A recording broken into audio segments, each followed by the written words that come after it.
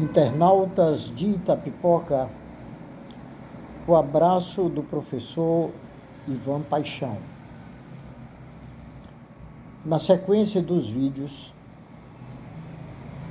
fruto da pesquisa sobre o município de Itapipoca, este é o vídeo número 59. Neste vídeo, nós trataremos do extrativismo vegetal de uma palmeira nativa no Nordeste do Brasil. Antes, porém, nós falaremos também de uma outra palmeira.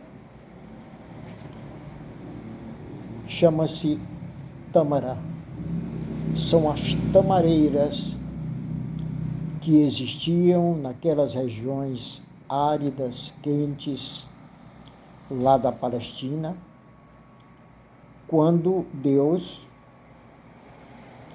designou o povo da promessa, o povo que ele escolheu, para que fosse tomar posse de uma larga, ampla, rica terra, e ele até mostra a todos aqueles que ele está presenteando com esta terra que ela emana leite e mel. São os pastos verdejantes daquela região, são as palmeiras que já estavam lá em grande quantidade, as tamareiras com seus pendentes cachos com tâmara, e daquele verde a criação de gado e de ovelhas proporcionaria a fartura de leite e alimento. As tamareiras lhes davam, através de um processo que eles já conheciam, a alimentação dos frutos e a produção do mel. É por isso que Deus diz que é uma terra farta, rica e que tem em grande quantidade o leite e o mel. Como nós estamos tratando das coisas do Nordeste do Brasil e particularmente da Itapipoca, esta terra que nós tão bem conhecemos, amamos e compreendemos como ela evoluiu a partir do alto da serra, também nós vamos encontrar uma palmeira nativa. Palmeira esta que já estava aqui quando os colonizadores chegaram, não somente em pequena região, mas na grande região nordestina. Essa palmeira é a carnaubeira. Trataremos então do extrativismo vegetal, que aqui na Itapipoca costuma se chamar o local em que a palmeira tem em abundância o carnaubal. Junto às fazendas de gado, nas vastas planícies do sertão, preferencialmente naquelas plagas, existe a carnaubeira, podendo também ser encontrada em menor quantidade nas regiões da praia e praticamente inexistentes na serra. É uma palmeira nativa, de crescimento lento, porém, quando o município de Itapipoca foi criado, os seus primeiros habitantes a encontraram em abundância e predominava seu alto porte, podendo atingir 10 ou mais metros de altura. A planta já estava aqui antes do descobrimento do Brasil, por tratar-se de uma palmeira nativa. É uma árvore que se adapta a clima quente com muito sol e pouca chuva, como é característica do Nordeste brasileiro, onde o astro-rei brilha praticamente o ano inteiro. A carnaubeira é uma árvore da qual nada se perde, principalmente nas décadas em que pouco avanço tecnológico existia e as máquinas eram raras. Não havia serrarias, sendo a madeira utilizada apenas a da região, trabalhada de modo artesanal por poucos mestres carpinteiros. Predominava a casa de taipa e nas suas cobertas estavam as linhas de carnaúba. Nas antigas casas de alvenaria, estas obrigatoriamente traziam para a sustentação dos seus tetos as linhas das carnaubeiras, retas, resistentes, longas, chegavam a durar intacta a vida da família, sempre cumprindo o seu papel na segurança das cobertas das moradas em tempos recuados. Sobre forquilhas baixas, serviam de longos bancos nos alpendres das casas interioranas e nos terreiros. A copa da carnaubeira é constituída por palhas abertas verdes e palhas secas, que na parte inferior da copa, que gradativamente cai ao solo. No ponto mais alto da árvore está o conjunto de palhas por abrir, chama-se olho. Quanto mais forte o sol do verão, melhor para a carnaubeira. Sua palha aberta, elas são extremamente verdes, e as palhas dos olhos, que ainda permanecem fechadas, são amareladas. Quando o sol continua por mais tempo, gerando mais calor, a palmeira aciona mecanismo de proteção contra a evaporação sobre as palhas e os olhos, de sorte que, sob elas, são criadas camadas impermeabilizantes protetoras, e como no Nordeste existe apenas 2 estações, o inverno, que se estende de fevereiro a junho, período de chuvas, sendo às vezes estas em menor intensidade, chegando até não existirem em certos anos caracterizados por seca no Nordeste, e o verão, no restante do ano, com bastante sol. As palhas fechadas e abertas ganham tais camadas impermeabilizantes. Pelo mês de setembro, no pico do verão, quando o sol parece muito mais quente por causa da mata sem folha, os homens são organizados para o rústico trabalho da derrubada do carnaubal. Os preparativos. A propriedade é grande e nela contém vasto carnaubal, desde palmeiras mais novas, com 1 metro de altura em diante, até as rialtas, como são chamadas as palmeiras muito longas, portanto velhas, talvez seculares. Previamente, o proprietário da fazenda já dispõe de pelo menos 10 bambus, ainda que nem todos trabalhem ao mesmo tempo. O bambu foi cortado da toceira, escolhendo-se os mais altos e retos, no ponto, os maduros. Os bambus são deixados no alpendre da casa por pelo menos 2 meses ou mais, sempre bem presos, para se manterem retos por baixo do teto do alpendre, absorvendo calor, e gradativamente eles desidratam, se tornando mais leves. Contudo, pela altura, é sempre um fardo complicado mantê-lo preso nas duas mãos de um homem.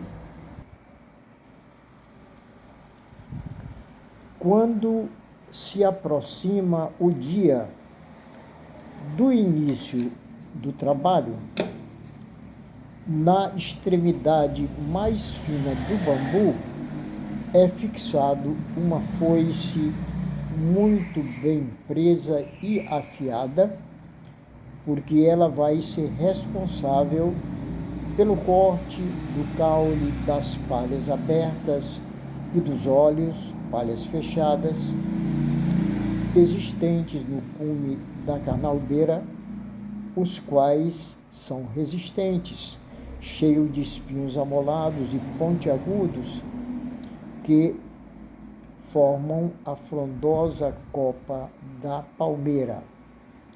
Há um cercado limpo dos restos de galhos e capins, que será utilizado como lastro. Um grupo de jumentos encangalhados será utilizado. A quantidade deles depende do tamanho do carnaubal. Um dos homens é o cozinheiro, juntamente com o seu auxiliar, um adolescente que se encarrega de manter os potes para beber sempre cheios d'água, como também os demais reservatórios que serão utilizados na cozinha improvisada, próxima do trabalho, no meio da mata, no formato de tenda, feita de forquilhas e madeiras rústicas, coberta de galhos, palhas ou lona. Os trabalhadores que moram mais longe trazem suas redes, porque, sendo a tenda grande, ali dormem, somente indo a casa no sábado à tarde, para na segunda estarem de volta ao serviço. Esta ida em casa serve para matar as saudades da família e levar o dinheiro recebido para a despesa dos que deles dependem. O serviço. Tudo pronto. Aos primeiros raios do sol, os grupos partem,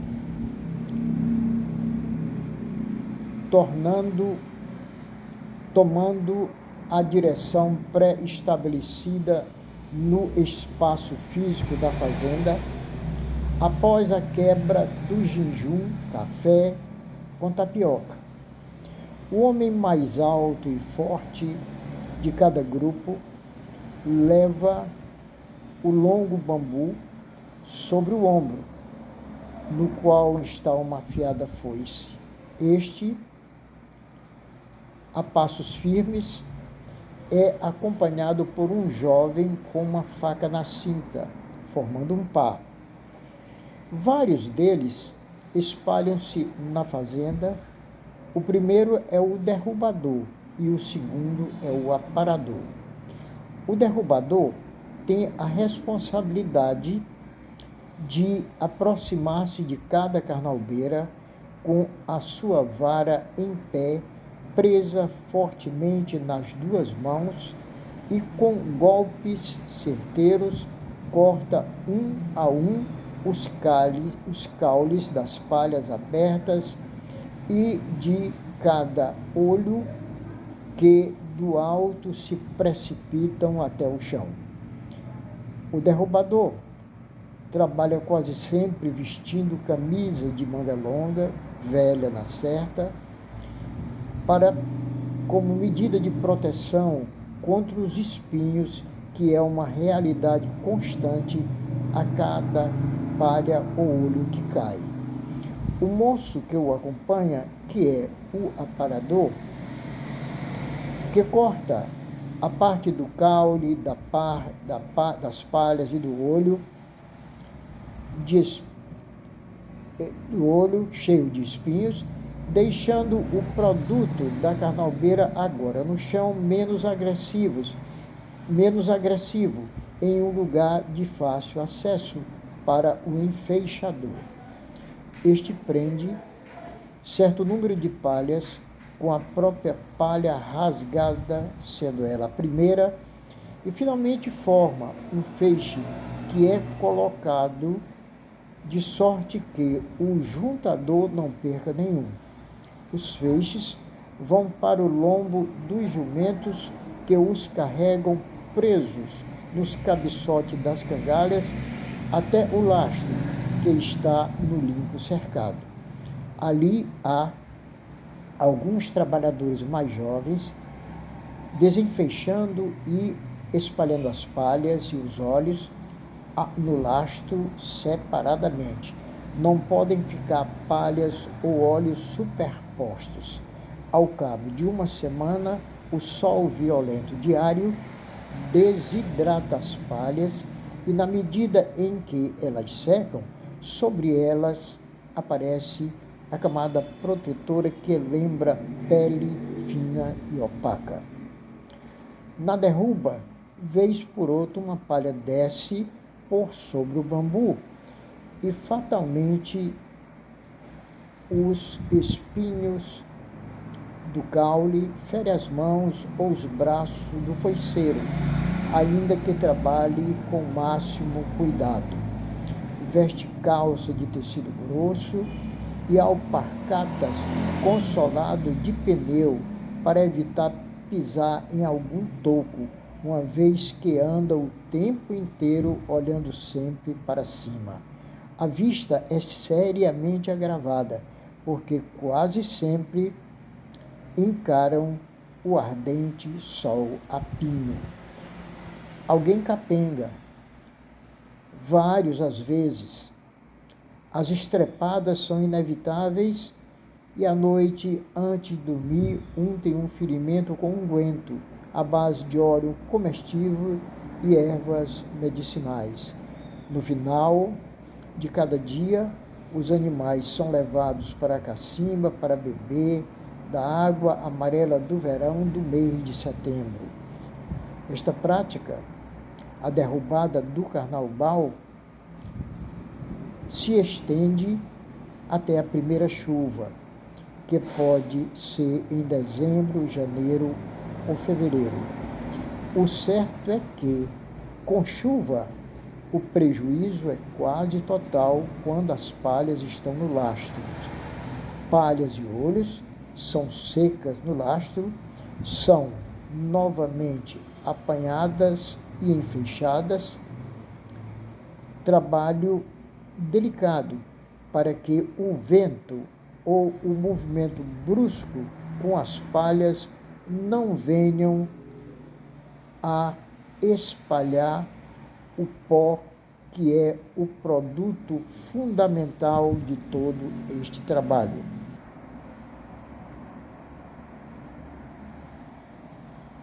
Os feixes são empilhados sob alpendres para evitar a possibilidade de serem molhados por chuviscos ou chuvas. Outras palhas estão no lastro e o trabalho segue. Umas são verdes, outras em processo de secagem e outras sendo enfeixadas. E os alpendres já se encontram abarrotados de feixes. O carnaval conhece-se o seu valor pela produção de milheiros de palhas abertas e de milheiros de óleos, as quais, enfeixadas, vão mais tarde para o batimento. Antigamente o processo era manual, dentro de um quarto perfeitamente fechado, inclusive o teto, para evitar o desperdício do pó. Deixava-se apenas pequena entrada de luz exterior e nada mais. O trabalho para retirada do pó dos óleos e das palhas, passava cada uma dessas palhas por um garfo preso no mourão de pouco mais de 1 metro de altura, enfiado no chão do centro do quarto. Terminada essa primeira operação, seguia-se o batimento com cacete, de modo que as palhas perdiam todo o pó que se acumulava no piso do cômodo, para depois ser recolhidos em sacos grossos de algodão. Ao deixar o local, após horas de trabalho, o operário tinha o corpo completamente molhado de suor, porque trabalhava de calção, e este corpo estava coberto de pó, que, colado no suor, parecia o homem do gelo. Hoje, com o advento dos motores, esta operação faz-se em equipamento acoplado em carroceria de caminhão, com rapidez, sem desperdício. A sobra deste batimento chama-se bagana. O resultado das palhas trituradas, espalhadas em local de futura plantação de lavoura, a bagana é um dos melhores adubos, proporcionando o desenvolvimento das plantas com poucas ervas daninhas. Como foi dito, da carnaubeira nada se perde. As palhas secas, quando caem do pé, servem de adubo. Os talos são aproveitados para trabalhos artesanais, como a fabricação de gaiolas, por exemplo. Quando uma carnaubeira morre, ela serve de linha para a construção. As casas antigas, tanto as de taipas como as de alvenaria, todas utilizavam este material nos seus tetos. Portanto, foi largamente utilizado até a chegada das máquinas e serrarias. Abertas ao meio e limpas o seu miolo, as bandas da carnaubeira servem de bica. Foram elas que encheram potes, alguidars, tinas e outros vasilhames, pois, preso nas biqueiras, recolhiam o líquido a cada chuva. Suas copas, tremulando ao vento, emitem som característico que somente essas palmeiras conseguem produzir. Nelas, as aves podem com cantos em profusão.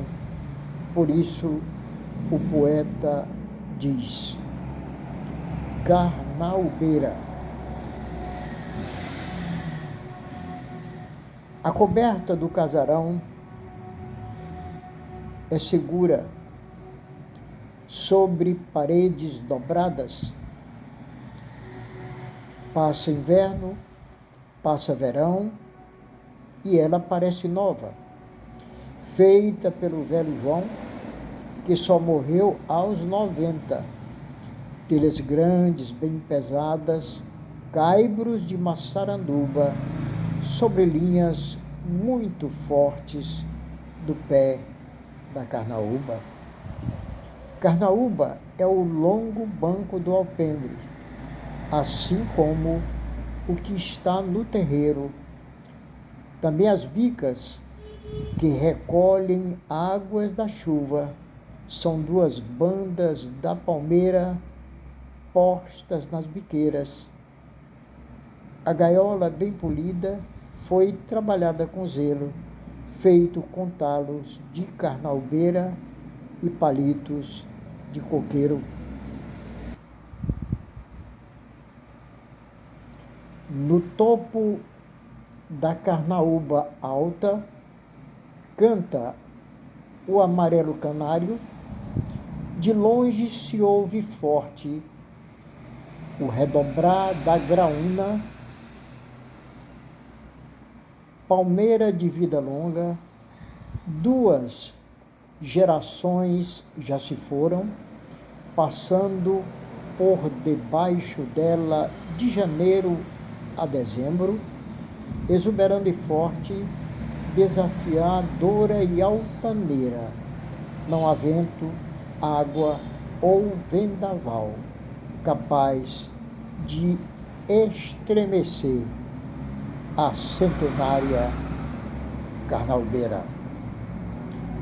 Com este poema, nós estamos encerrando mais este vídeo, que tem o número 59 e é a continuação do trabalho que estamos fazendo sobre o município de Itapipoca. Por tudo, nós te agradecemos e que Deus te abençoe.